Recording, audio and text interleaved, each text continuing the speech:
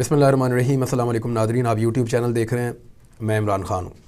आज कुछ इंपॉर्टेंट ख़बरें हैं। मेरी पाकिस्तान तहरीक-ए-इंसाफ़ के चेयरमैन इमरान ख़ान साहब से आज मुलाकात भी हुई है। उस हवाले से भी कुछ अहम चीज़ें मैं आपको बताऊँगा। लेकिन अब की जो बड़ी ख़बर है इस वक्त की हमारे लिए वो ये है कि शुएब शेख साहब को गिरफ़्तार कर लिया गया है। ये बोल टीवी के मालिक हैं। बोल न्यूज़, जिसको मैंने कुछ अर्सा पहले ज्वाइन किया था, लगभग मुझे इसको ज्वाइन किए हुए आज 6 माह होने वाले हैं। और इस टीवी चैनल को मैंने ज्वाइन किया था तो इन्होंने कहा था कि जैसे आपका दिल करता है आप आके प्रोग्राम कीजिएगा, आपको किसी किस्म की रोक टोक नहीं होगी। तो मैंने तब भी इन्हें कहा था कि मुश्किल हो जाएगा आपके लिए, आप मुझे नौकरी पे मत रखें। लेकिन इन्होंने काफ़ी दफ़ा मुझे कहा, बार बार मुझे कन्विंस किया और फिर मैंने बोल टीवी को ज्वाइन कर लिया।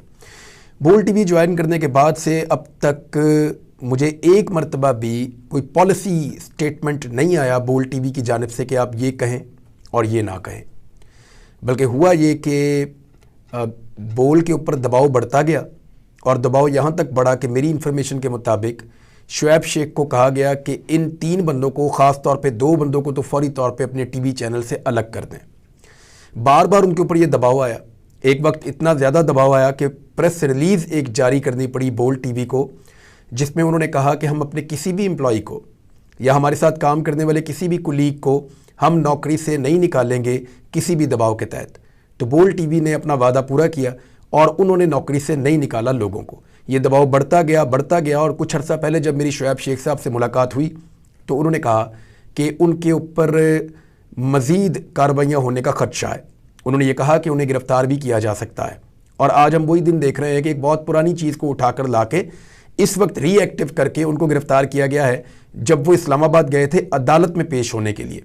एयरपोर्ट से उनको उठाया गया। FIA ने ये कार्रवाई की है और चीज़ें आपके सामने हैं जिस तरीके से हो रही हैं। शुएब शेख ने ज़िद पकड़ी हुई है निज़ाम के साथ कि मैं ताकतवरों से नहीं डरूंगा, मैं किसी के कहने के ऊपर अपने साथ काम करने वाले लोगों को नौकरी से नहीं निकालूंगा। ARY पे भी यही दबाव डाला जा रहा था। ARY को कहा जा रहा था कि आप अरशद शरीफ को नौकरी से निकालें और 1-2 लोगों और के बारे में कहा जा रहा था कि उनको आप नौकरी से निकाल दें। साबिर शाकर के बारे में कहा जा रहा था कि उनको बिल्कुल आप किसी किस्म की सैलरी भी ना दें। ARY को मजबूर किया जा रहा था। तो सूरत-ए-हाल आपने देखी कि ARY बंद भी हुआ, उनके साथ बहुत सख्तियाँ की गई और उसके बाद जब वो दोबारा खुला तो किस सूरत-ए-हाल में है वो अब तक, अभी उसको दोबारा ऑफ एयर किया गया था। इसी तरह बोल टीवी भी इन सारी चीज़ों का सामना कर रहा है बड़े लंबे अरसे से। और एक नया टीवी चैनल होने के बावजूद, पाकिस्तान में दीगर बिजनेसेस होने के बावजूद शुएब शेख ने बहुत ज़्यादा दबाव बर्दाश्त किया है। लेकिन इस दबाव के बावजूद उन्होंने लोगों से बोलने का हक नहीं छीना और जो लोग काम कर रहे हैं उनके साथ उनको अपना प्लेटफॉर्म मुहैया रहने दिया। ये एक बड़ी बात है। बाकी टीवी चैनल के मालिकान को भी इनसे सीखना चाहिए। बहरहाल अभी ये मुकदमा चल रहा है, देखते हैं इसका नतीजा क्या निकलेगा। अदालतें भी हैं, अदालतों से ही इंसाफ की उम्मीद होती है। लेट्स सी, इसको देखते हैं आगे चल कर के बोल टीवी जो है वो इन चीज़ों से, इन क्राइसिस से कैसे निकलेगा। लेकिन जो पाकिस्तान की पब्लिक है उसको चाहिए कि वो इस टीवी चैनल को सपोर्ट करें, क्योंकि पाकिस्तानियों की सपोर्ट में ही इस टीवी चैनल ने ये दिन देखे हैं और ये शख्स जो है ये गिरफ़्तार हुआ है पाकिस्तानियों की सपोर्ट के चक्कर में। वरना सौदा करना तो सबसे आसान काम है। आप उन्हें बोल दें ताकतवर लोगों को कि जैसे आप कहते हैं हम वैसे चल लेंगे, तो आपका फ़ायदा भी बहुत होता है, आपका मुनाफा भी बहुत होता है, आप हो सकता है निगरान सेटअप पे भी आ जाएं और बहुत सारे फ़ायदे होते हैं। लेकिन शुएब शेख ने मुख्तलिफ फ़ैसला किया और इस तरह के फ़ैसलों की कीमत चुकानी पड़ती है। जब आप आज़ादी से फ़ैसले करना चाह रहे होते हैं तो आज़ादी की एक कीमत होती है, क्योंकि आज़ादी मेरे नज़रिए में एक लग्जरी है। आज़ादी जो है वो एक आसाइश है, एक लग्जरी है। अगर आप उसको इंजॉय करना चाहते हैं और उसकी फ़ील लेना चाहते हैं तो उसके लिए आपको कीमत अदा करनी पड़ती है। बाज़ औक़ात ये कीमत नस्लें अदा करती हैं, बाज़ औक़ात ये कीमत इंडिविजुअल्स अदा करते हैं। तो इसी की कीमत में आज एक और शख्स गिरफ़्तार हुआ है और इसकी कीमत में इमरान खान साहब ने गोलियां तक खाई हैं। अब आ जाए, मेरी इमरान खान साहब से आज मुलाकात हुई, उस हवाले से बात करते हैं। लेकिन पहले एक जो क्लैरिटी इमरान खान साहब लेकर आए। एक प्रोपेगेंडा पिछले दिनों बहुत ज़्यादा किया गया कि इमरान खान साहब, और ये टीवी चैनल्स पे ख़बरें चली, मैंने भी वो ख़बरें पढ़ी और मैंने उस खबरों को बल्कि सवाल की सूरत में PTI के सामने भी रखा था। और आज भी मेरी इस पे बात हुई इमरान खान साहब से कि जनाब आप एस्टेब्लिशमेंट की तरफ क्यों देख रहे हैं और आप उन्हें क्यों आवाज़ दे रहे हैं कि वो आपके साथ आकर मिलें या आर्मी चीफ से आप मुलाकात की ख्वाहिश की इजहार कर रहे हैं, इस किस्म की चीज़ें। तो इमरान खान साहब ने बड़ा क्लैरिटी के साथ कहा कि आवाम साथ हैं, एस्टेब्लिशमेंट की ज़रूरत नहीं है। BBC को इंटरव्यू दिया और उन्होंने कहा कि इंतखाबात के लिए तो किसी भी वक्त बात करने के लिए तैयार हूँ, लेकिन बैसाखियों की ज़रूरत नहीं है। ना कभी आर्मी चीफ को बात करने की दावत दी और ना कभी शहबाज शरीफ को बात करने की दावत दी। इमरान खान ने कहा कि बयान चल रहा है कि मैं आर्मी चीफ से बात करना चाहता हूँ, मुझे एस्टेब्लिशमेंट की ज़रूरत नहीं है। जिस जमात के साथ मुल्क के अवाम हूँ उसे बैसाखियों की ज़रूरत नहीं होती। सियासी आदमी हूँ, मैं सबसे बात करूँगा सवाए चोरों के। ये इमरान खान साहब का एक पुराना मौक़िफ़ है और उसी मौक़िफ़ को उन्होंने दोहराया है। मेरी जब इमरान खान साहब से मुलाकात हुई तो उन्हें आज जो उनका एक कारकुन जाँ बहक हो गया है उसके बारे में खासी तशवीश थी। इससे पहले कि मैं बताऊं इमरान खान साहब ने क्या कहा, मरियम नवाज़ ने जिस तरह से कारकुनों का मजाक उड़ाया और जिस किस्म के घटिया अल्फाज इस्तेमाल किए, कोई भी सियासी शख्स ऐसा नहीं कर सकता। मरियम नवाज़ ने इससे पहले शहीद अरशद शरीफ जो सहाफ़ियों के सफ़े अव्वल के सहाफ़ियों में से एक थे पाकिस्तान के, और सब उनकी खिदमात को और उनकी जर्नलिज्म को मानते हैं और उन्हें सदारती अवार्ड भी मिला हुआ था। अरशद शरीफ की शहादत के ऊपर जिस तरीके से मरियम नवाज़ ने मजाक उड़ाया था और ब्रूटैलिटी दिखाई थी, एक ट्वीट करके फिर उसको डिलीट करने से भी इनकार किया बड़ी देर तक, तो उसी तरह का रवैया उन्होंने एक सियासी कारकुन के जाँ बहक होने के ऊपर भी उठाया है। यानी वो बेचारा एक मासूम आदमी था, स्पेशल चाइल्ड था अपनी फैमिली का, और मैं उसको बहुत पुराना जानता हूँ। और इमरान खान साहब ने आज मुझे बताया कि मुझे सुबह सुबह एक दो दफ़ा ऐसा हुआ कि बहुत ऊंची ऊंची फजर के वक्त के आसपास, क्योंकि अगर कभी नमाज के वक्त आप उठें सुबह तो उनको उस वक्त आवाज़ें आ रही होती थी बाहर से कि Imran Khan I love you, Imran Khan I love, कोई बोल रहा होता था बहुत ऊंची आवाज़ में। तो इसकी आवाज़ बहुत ऊंची थी, ये डायलॉग्स भी सुनाता था लोगों को फिल्मों के। ये ज़िल्ले शाह, बिलाल इसका नाम है, लेकिन ज़िल्ले शाह जो है वो इमरान खान साहब कहते हैं, मैंने एक दिन पूछा अपने लोगों से कि ये कौन है जो बाहर इस तरह इतनी ऊंची आवाज़ में बोलता है। तो उन्होंने कहा ये कारकुन है और ये हम आपको मिलवाएंगे। इमरान खान साहब ने कहा इसको ले आना अंदर किसी दिन। तो इसने अंदर जाना था, इमरान खान साहब से इसकी मुलाकात भी होनी थी, लेकिन उससे पहले ये वाक़या हो गया। इमरान खान साहब ने कहा कि मुझे जब ये बताया गया कि ये वही आवाज़ है जो आपको बंदा बाहर से देता था, तो मुझे बहुत दुख हुआ इस बात का। और मुझे जब ये पता चला कि ये स्पेशल चाइल्ड है, थोड़ा सीधा था, यानी दिमागी तौर पे उतना बड़ा और मजबूत नहीं था जितना नॉर्मल लोग होते हैं, तो इस बात का इमरान खान साहब को खासा रंज है कि वो मासूम आदमी किसी का कुछ बिगाड़ ही नहीं सकता था। उसको उठाकर ले गए। और आपको पता है जब वो गाड़ी के अंदर था तो ये भी कहानी एक बड़ी अजीबोगरीब है। एक जर्नलिस्ट हैं, PNN से उनका ताल्लुक है, मैं आज उनको मिला हूँ। उन्होंने ज़िल्ले शाह का इंटरव्यू किया जिस वक्त ज़िल्ले शाह गाड़ी के अंदर बंद थे। 4:20 का टाइम था।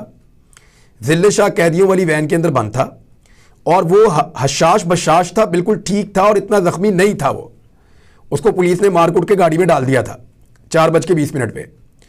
वो गाड़ी के अंदर था तो रिपोर्टर ने पूछा, PNN के रिपोर्टर ने, कि ज़िल्ले शाह आप भी पकड़े गए हैं? तो उसने कहा जी मैं पकड़ा गया हूँ। तो आगे से उसने जवाब दिया कि इमरान खान के लिए जान भी हाजिर है, और सीरियसली उसकी जान ले ली उन्होंने। यानी एक आदमी जब गिरफ्तार हो गया तो वो पुलिस की कस्टडी में चला गया। अब वो पुलिस की रिस्पॉन्सिबिलिटी है। उसके बाद PTI वालों को उसकी लाश मिलती है और जब वो अस्पताल पहुंचता है तो वो अस्पताल में डॉक्टर लिख कर देते हैं कि ये मुर्दा हालत में अस्पताल लाया गया। पहली रिपोर्ट के ऊपर ये लिखते हैं। मुबैना तौर पे उस डॉक्टर को भी अब खुमियाजा भुगतना पड़ रहा है कि तुमने ये क्यों लिखा। उसको ट्रांसफ़र किया जा रहा है और उसके कोई अहकाम जारी भी किए गए हैं मेरी इत्तला के मुताबिक। दूसरा, वो रिपोर्टर जो है उसको कंटिन्यूसली इस बात का खतरा महसूस हो रहा है और उसको बहुत सारी टेलीफोन कॉल्स आ रही हैं कि तुमने जो ये वीडियो बनाई है तुम क्यों क्लेम करते फिर रहे हो कि ये कल की वीडियो है, क्योंकि इसके ऊपर एक पूरा प्रोपेगेंडा खड़ा किया गया था और सब ने ये कहा था। अहमद मीर ने भी इसको ट्वीट किया था, जियो TV ने इसको लिखा था कि इमरान खान का एक और झूठ पकड़ा गया, जिसमें वो सब ये कह रहे थे कि ये वीडियो पुरानी है और ये जब जेल भरो तहरीक शुरू हुई थी उस दिन की वीडियो है, तब ज़िल्ले शाह गिरफ्तार हुआ था। लेकिन इमरान खान साहब ने जो ट्वीट किया था वो सच साबित हुआ। वो रिपोर्टर ने खुद आकर गवाही दी और उसने कहा जी ये वीडियो बिल्कुल 4:20 की है और ये वीडियो उस वक्त की है जिस वक्त ज़मान पार्क के ऊपर पुलिस ने क्रैकडाउन किया था और ये शख्स उसमें गिरफ्तार हुआ था और बाद में इसकी डेड बॉडी आई है। जो इब्तदाई तौर पे पोस्टमार्टम के हवाले से हमने शवाहिद इकट्ठे किए हैं उसमें पता चलता है कि इसके जिस्म पे टॉर्चर किया गया है और इसकी जो हलाकत हुई है वो सर में चोट लगने से हुई है। इसके ऊपर शदीद टॉर्चर किया गया है। अब पुलिस ने इसको मार के क्या हासिल किया? एक ज़हनी तौर पे चैलेंज्ड वो नौजवान था, सीधा आदमी था, साईं लोग था, मासूम आदमी था। जब मैं वहां गया, अभी मैं जब वहां से निकल रहा था तो सारा का सारा ज़मान पार्क आसपास सब लोग अफसरदा थे। मैं पहले भी वहां गया हूं, एक दफ़ा इमरान खान साहब से मुलाकात थी, सहाफ़ियों के साथ तब गया था, एक दफ़ा दोबारा गया था और एक रात को जब क्रैकडाउन होना था तब गया था। तो मैंने देखा कि लोगों में बड़ा जोशो खरोश होता है, लेकिन आज लोग खासे मायूस और गुस्से में थे और मरियम नवाज उन लोगों का मजाक उड़ा रही हैं। जब उन्होंने खिताब किया तो उन्होंने कारकुनों का मजाक उड़ाया और मुझे पाकिस्तान मुस्लिम लीग नून के जो लोग मिले हैं गुज़िश्ता रात, सीनियर लोग हैं, उन्होंने कहा जी कि इसको जस्टिफाई नहीं किया जा सकता जो हमारी पार्टी कर रही है। हमारी पार्टी की आदत बदले की आग में अंधी हो गई है। इस तरह ना हमें कोई सियासी फ़ायदा होगा और ये जो रवायत हम कायम कर रहे हैं, कल को हमारे साथ जुल्म होगा तो हम किसको सवाल पूछेंगे? तो ये कंटिन्यूसली। और मैंने उनसे पूछा कि क्या आपके साथ कभी गिरफ्तारियों में ऐसा हुआ कि आपके साथ ईंट बांध दें या आपको नंगा कर दें या आपके सर के ऊपर काला कपड़ा डाल दें या आपको उल्टा लटका दें या आपको 3rd डिग्री टॉर्चर करें या आपको करंट लगाएं? तो उन्होंने मुझे कहा जी हमारे साथ कभी ऐसा नहीं हुआ, ये अभी हो रहा है। उन्होंने इस बात को तस्लीम किया कि ठीक है, जुल्म होता है, जबर होता है कारकुनों के साथ, लेकिन इस नौइयत का टॉर्चर कभी भी डेमोक्रेसी के अंदर, जमहूरियत के अंदर जमहूरी पॉलिटिकल पार्टीज नहीं करती। लेकिन ये सब कुछ हो रहा है और पीएमएलएन की लीडरशिप इसकी ओनरशिप ले रही है, इसको ओन कर रही है। इमरान खान साहब ने कहा है कि ठीक है, दफ़ा 144 के मामले में आपको बता देता हूँ कि हुकूमत भाग गई और पंजाब के अंदर से दफ़ा 144 जो है वो एक दिन के लिए लगाई गई। एक शख्स को कत्ल किया गया, दर्जनों को ज़ख्मी किया गया और उसके बाद उठा ली गई। क्या इसका मकसद सिर्फ इमरान खान की रैली को रोकना था? इमरान खान की तो दफ़ा 144 ख़त्म हो गई, अदालत बीच में आ गई, वो रैली अब निकाल लेंगे। यानी अगर वो अनाउंस करे तो कौन रोक सकता है? वो दोबारा निकल आएंगे। आप दोबारा 144 लगाएंगे, वो फिर अदालत में जाएंगे, आपको उठानी पड़ेगी। और यही उनकी कंपेन है इमरान खान की। तो इमरान खान साहब ने कहा जी मुझे बहुत दुख है इस कारकुन की शहादत का, और उसके साथ उन्होंने ये कहा कि मुझे एक बात का ये भी दुख है कि मेरे ऊपर ही मुकदमा दर्ज कर दिया है मेरे अपने कारकुन की शहादत का, लेकिन उन्होंने कहा कि इसका हिसाब लिया जाएगा, इसका इंसाफ किया जाएगा। और इमरान खान साहब को लगता है कि वो गवर्नमेंट इन वेटिंग है और ज़मीनी हक़ाइक़ भी यही है कि उनकी हुकूमत बन सकती है इलेक्शन आने की सूरत में। तो उन्होंने ऐलान किया कि वो दोबारा सड़कों पे भी निकलेंगे और दोबारा जो है वो अपनी रैली भी निकालेंगे, वो अपने जलसे भी करेंगे, अपनी इलेक्शन कैंपेन भी करेंगे, क्योंकि इमरान खान के वकाल उनको गिरफ्तार करके दूर दराज इलाके में ले जाना चाहते हैं।